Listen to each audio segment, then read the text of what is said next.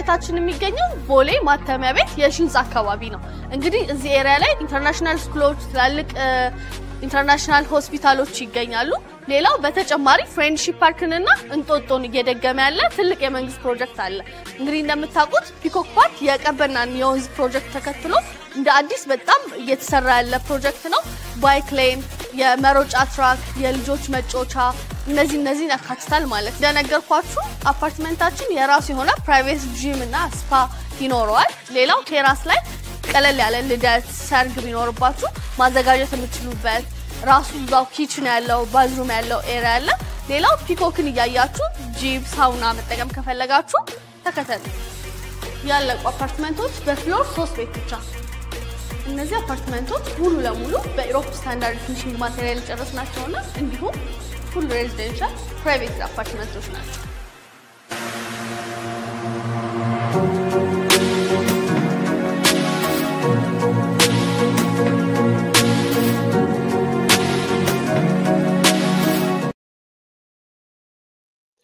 ሄሎ ጤና ይስጥልን ውድ የመሃል ሚዲያ ቤተሰብ ሰላም ብያለሁ በእያላችሁበት ሰላማችሁ ይበዛ ይሁን አሁን የደረሰን ሁለት ሰበር ዜናዎችን ይዤላችሁ ቀርቤያለሁ በሶስተኛነት ደግሞ የማስረሻ ሰጤን ካፕቴን በፊት ካፕቴን የነበረው እሱም አንድ ቪዲዮ ለቋል መካከላቸው ላይ ያለው ሽብልቅ እጅግ መስፋቱን የሚያሳይ ነው ቀጥታ ወደ ደረሱኝ ሰበር መረጃዎች ነው ምሻገረው በፕሮግራሞቹም ዜናዎቹም መረጃዎችም ደብዞች እንዲደርስ በእናንተ በኩል ላይክ ማድረግ ሼር ማድረግ እንዲሁም ደግሞ ሰብስክራይብ ማድረግ የሚጠበቅባችሁ የውዴታ ግዴታ ነው ይሄን ስለምታደርጉ ምስጋናዬን ቀደም ብያ አቀርባለሁ የምሰማችሁ ሐሳብ በጨዋነት በኮሜንት እንድትወያዩ በመጋበዝ ወደ መረጃዎቼ ነው ምሻገረው የመጀመሪያው መረጃ ደብረጽዮን አስመራ ነው ያለው ደብረጽዮን አስመራ ማቅናቱ ታውቋል ምን ሊሰራ ነው ሄደው መቼ ይመለሳል ምን እየተመካከሩ ነው የሚለው በደንብ መረጃዎችን እያሰባሰብኩ ነው ያለሁት ነገር ግን በአሁን ሰዓት ላይ ደብረጽዮን መቀሌ ወይም ትግራይ ክልል ውስጥ አይደለም አስመራ ማቅናቱ ታውቋል ተረጋግጧል ሌላኛው ሰበር መረጃ ምናልባት ይሄ በጣም ጠቃሚ መረጃ ነው ብዬ አምናለሁ መረጃው የቲዲኤፍ ቡድን በተለይ ደግሞ የሞንጆሪኖ ክንፍ በመባል የሚታወቀው የቲዲኤፍ ቡድን ዛሬ ጉዞ ጀምሯል ይሄ መረጃ ከስፍራው ደርሶናል ሐሙሲት ወደሚባል ነው ሐሙሲት የሚባል ጉዞ ጀምሯል ሐሙሲት የሚሄደው ፋኖን ለማገዝ ነው ሐሙሲት ይሄዳለው በሐሙሲት ሄዶ ከፋኖ ጋር ተገናኝተው የፋኖን በፋኖ ስም በፋኖ ልብስ በፋኖ ቀለም ነው መምጣት የታሰበው ይሄም አሁን ገና እንቅስቃሴ ላይ ያሉ የደረሰን መረጃ ነው እንግዲህ ምትጠበቀው ይደርስና ጥቃት ከፍታሉ ወይ ደግሞ ከደረሱ በኋላ ይመታሉ የሚታወቅ ነገር የለም የደረሰኝ መረጃ ግን ለዚህ ግለሰቦች ቀጥታ እንቅስቃሴ መጀመራቸውና ወደ ሐሙሲት እየተጓዙ እንደሆነ ነው ዋናው ዓላማ ፋኖን ለማገዝ ነው የዋናው ስብስቡ የቲዲኤፍ ክንፍ ነው በዋናነት ቲዲኤፍ ብዙ ቦታ ተከፋፍሏል ቲፒኤልኤፍ ተከፋፍሏል ቲፒኤልኤፍ በተከፋፈለ ቁጥር ልክ ደግሞ ቲዲኤፍም ተከፋፍሏል ዛሬ በተለየ ሁኔታ በደረሰኝ መረጃ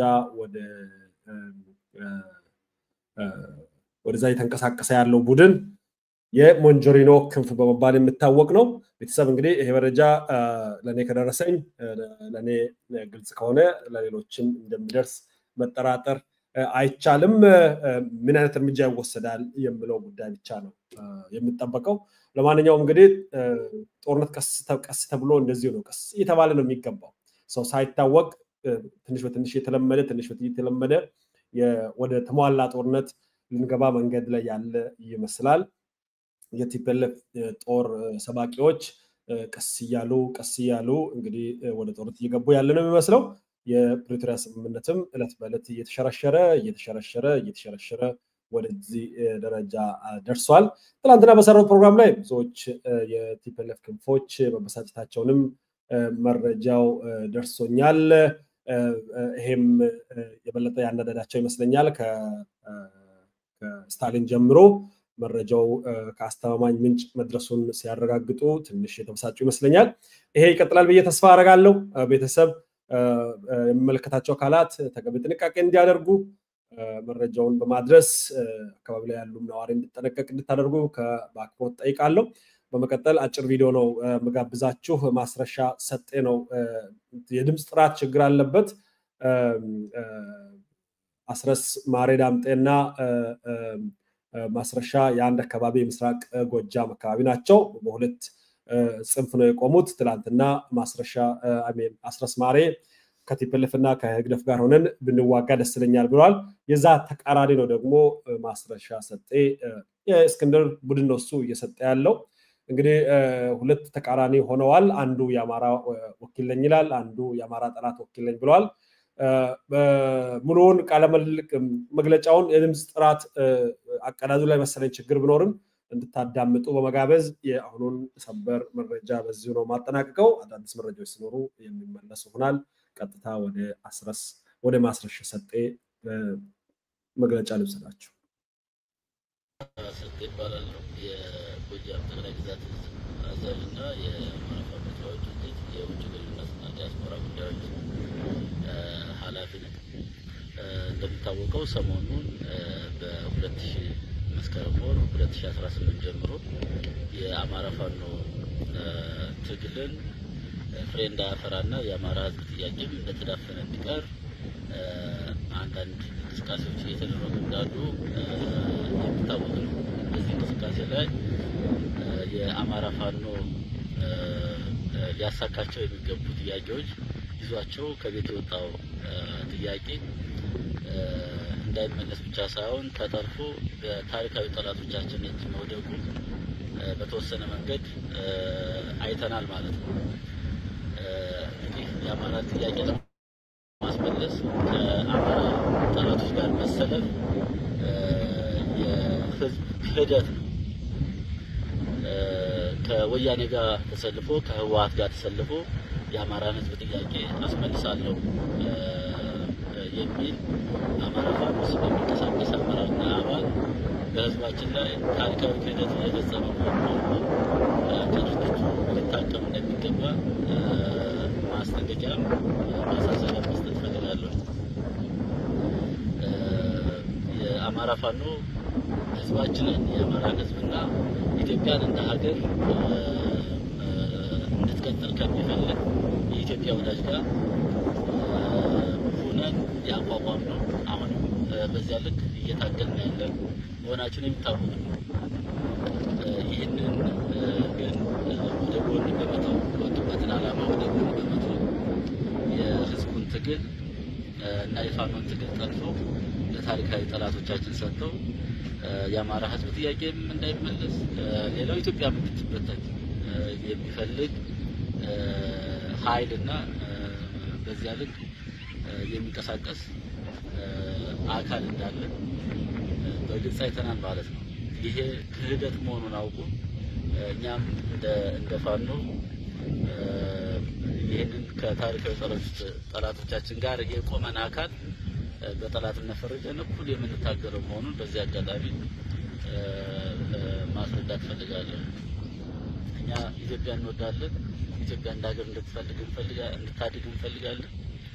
እንደ ሀገር እንድትቀጥል እንፈልጋለን። ግን የወያኔን ዓላማ ይሄውም ደግሞ ኢትዮጵያ እንድትበታተንና ደካማ ሀገር እንድትሆን የሚፈልግ አውዳሚ ስብስብ እንደሆነና በህዝብ ትግል አንድ አካባቢ ላይ እንደመሸገም ይታወቅ ነው። የዚህ አጋርና የዚህ ፈረሱ ነው መምጣት ግን ክህደት በመሆኑ ማቆም እንዳለባቸው በፋኖ ስም የሚንቀሳቀስ በነፃ አውጪ ስም የሚንቀሳቀስ በአርበኝነት ስም የሚንቀሳቀስ ማንኛውም አካል ሊያቆም እንደሚገባ መናገር ፈልጋለሁ። ዝርዝር ሁኔታዎችን በስፋት ከመረጃና ከማስረጃ ጋር ለህዝባችን የምናሳውቅ መሆኑን እየገለጽኩ ስለዚህ በግራም በቀኝም ያሉ የፋኖ አመራሮች እና የፋኖ አባላት በራሳችን መቆም እንችላለን። በራሳችን መቆም አለብን። በበሰበሰ ቅንቡላ የሚሸወድ የአማራ ወጣት እንደሌለ መታወቅ አለበት። ስለዚህ ነው በራሳችን ንቁም። ህዝባችን ትጥቁንም ስንቁንም እየገዛ 2 አመት 3 አመት አታግሎናል። ከዚህም በላይ ትግሉ ቢረዝም ሊያታግለን የሚችል ህዝብ ወርቅ የሆነ ህዝብ እንዳለን ተረድቶ በራሳችን እንድንቆም እንጂ ታሪካዊ ጠላቶቻችን ከህዝባችን እንደ ኢትዮጵያ እንደ ሀገር ደግሞ በኢትዮጵያ ላይ የሚቆምር ማንኛውም አካል ጋር አብሮ መቆም አስፈላጊ አለመሆኑን አውቀው ወደኛ እንዲመጡ ወደ ድርጅታችን እንዲመጡ ጥሪ ማድረግ ፈልጋለሁ። አመሰግናለሁ።